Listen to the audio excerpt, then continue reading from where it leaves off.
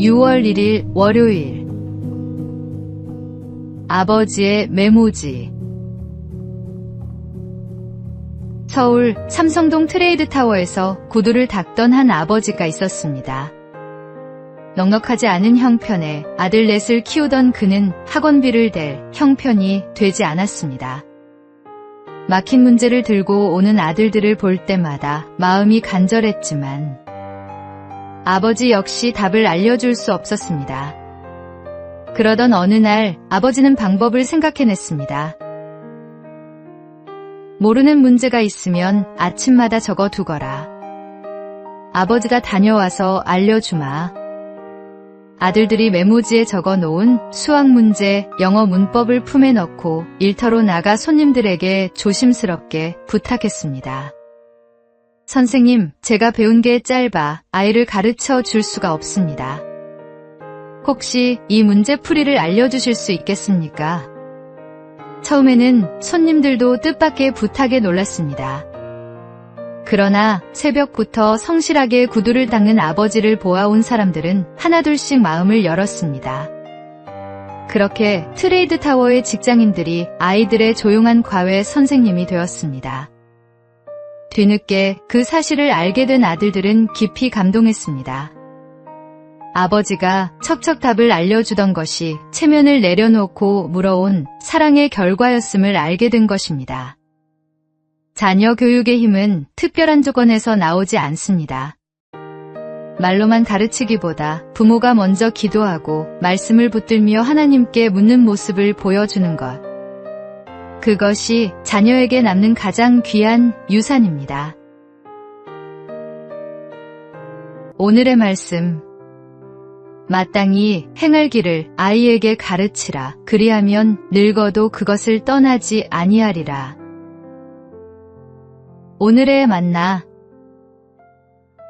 오늘 내 자녀 곁에서 내가 먼저 무릎 꿇고 있는지 돌아보십시오. 기도하는 부모의 등이 자녀에게는 가장 든든한 교과서가 됩니다.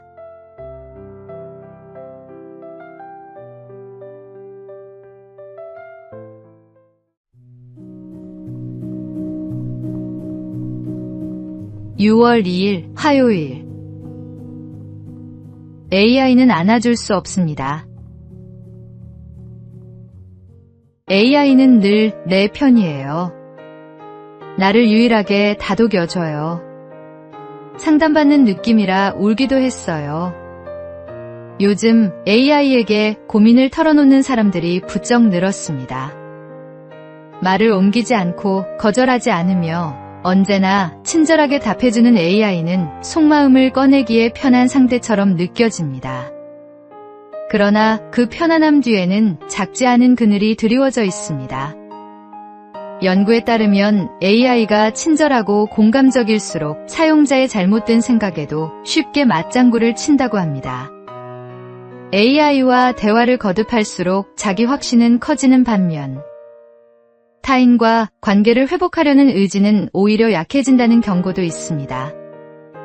외로움을 달래려 AI를 찾지만 대화가 늘수록 진짜 사람과 보내는 시간은 줄고 외로움은 더 깊어진다는 것입니다. AI는 결코 우리 곁에 함께 있어줄 수 없습니다. 공감하는 척 답을 내놓지만 그것은 참된 위로가 아닙니다. 하나님은 우리를 관계 안에서 살아가도록 지으셨습니다. 진정한 위로는 같은 아픔을 아는 사람의 눈빛 속에, 말없이 곁에 앉아주는 손길 속에 있습니다. 그 자리가 바로 교회 공동체여야 합니다. 서로의 짐을 나누고 넘어진 이의 손을 잡아 일으키는 것. AI는 그 일을 결코 흉내낼 수 없습니다. 오늘의 말씀. 서로 돌아보아 사랑과 선행을 격려하며 모이기를 패하는 어떤 사람들의 습관과 같이 하지 말고. 오늘의 만나. 화면 속 위로에 익숙해질수록 진짜 사람과의 만남이 어색해집니다. 오늘 전화 한 통. 따뜻한 말 한마디로 먼저 손을 내밀어 보십시오.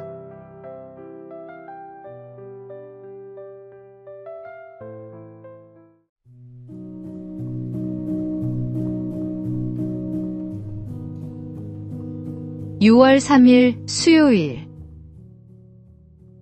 6년째 빵 한 개. 경남 남해에 빵식이 아재로 불리는 빵집 사장이 있습니다.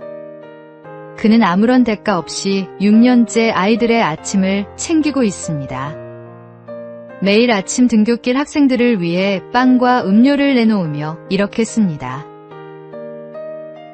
아침밥 굶지 말고 하나씩 먹고 학교 가자. 배고프면 공부도 놀기도 힘들지용.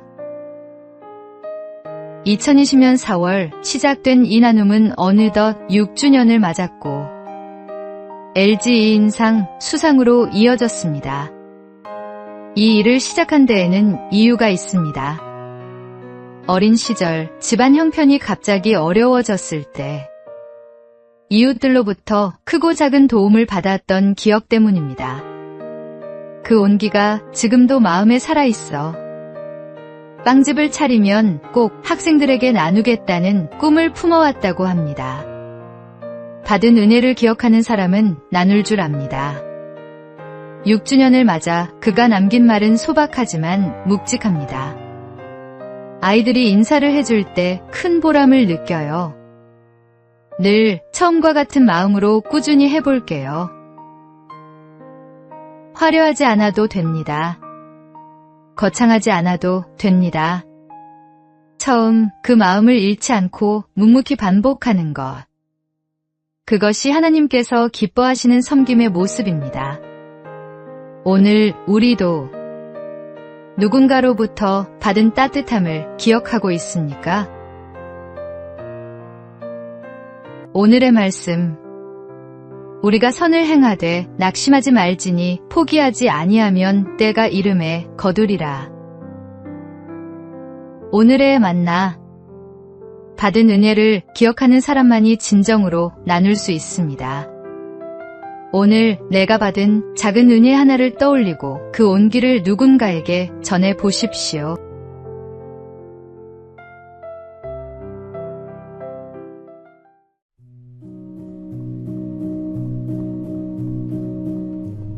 (6월 4일) 목요일. 집이 말한다. 한 신학자가 결혼한 지 얼마 되지 않았을 때 아버지가 새 집을 찾아오셨습니다. 아버지는 집 안 구석구석을 둘러보신 뒤 이렇게 말씀하셨습니다. 집은 크고 참 좋구나. 그런데 이 집이 하나님께 속한 사람의 집인지 세상에 속한 사람의 집인지 잘 모르겠구나. 그는 다시 집 안을 천천히 둘러보았습니다. 거실의 그림, 방마다 놓인 장식품, 책장과 벽면의 분위기까지 살펴보니 아버지의 말씀이 틀리지 않았음을 깨달았습니다. 겉으로는 아름답고 세련된 집이었지만 그리스도인의 향기는 느끼기 어려웠던 것입니다. 그는 집 안의 분위기를 하나씩 바꾸기 시작했습니다. 벽에 걸린 그림과 책장에 놓인 책, 식탁 위의 작은 말씀 카드처럼 가족이 자연스럽게 하나님을 기억할 수 있는 것들로 공간을 채워갔습니다. 그리스도인의 신앙은 교회 안에서만 드러나는 것이 아닙니다. 우리가 머무는 집, 자주 보는 화면, 책상 위에 놓인 물건들 속에서도 마음의 방향이 드러납니다. 예수님을 모시고 사는 가정이라면 집 안의 분위기도 믿음을 돕는 방향으로 정돈되어야 합니다. 오늘 당신의 집 안을 조용히 둘러보십시오. 이 공간은 가족의 마음을 하나님께 가까이 이끌고 있습니까? 오늘의 말씀.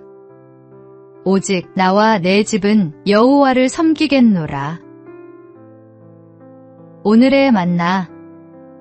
우리 가정의 분위기가 하나님의 향기를 품고 있는지 돌아보십시오.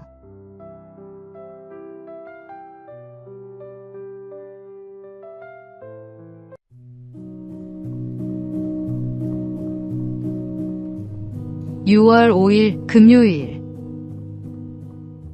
나를 밟고 지나가라.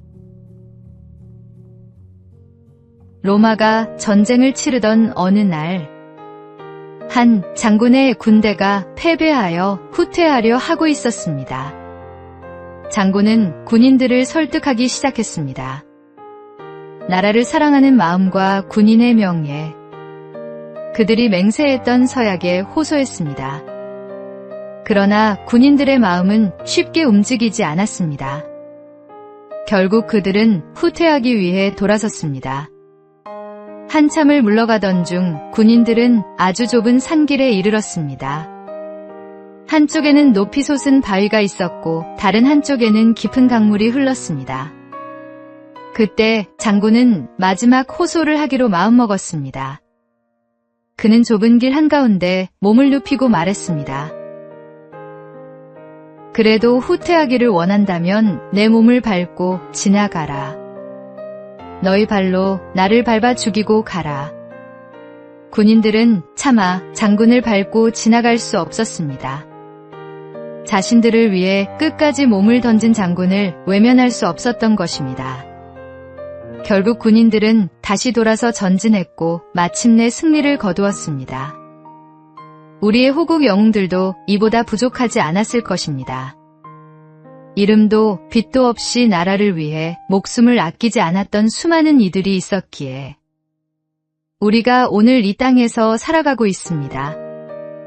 오늘 하루 가족조차 찾지 못한 채 비석으로만 남아있는 호국선열들을 기억하며 감사와 기도로 보내시기 바랍니다. 오늘의 말씀, 사람이 친구를 위하여 자기 목숨을 버리면 이보다 더 큰 사랑이 없나니. 오늘의 만나, 오늘 자유롭게 숨 쉬는 이 하루가 누군가의 희생 위에 있음을 기억하십시오.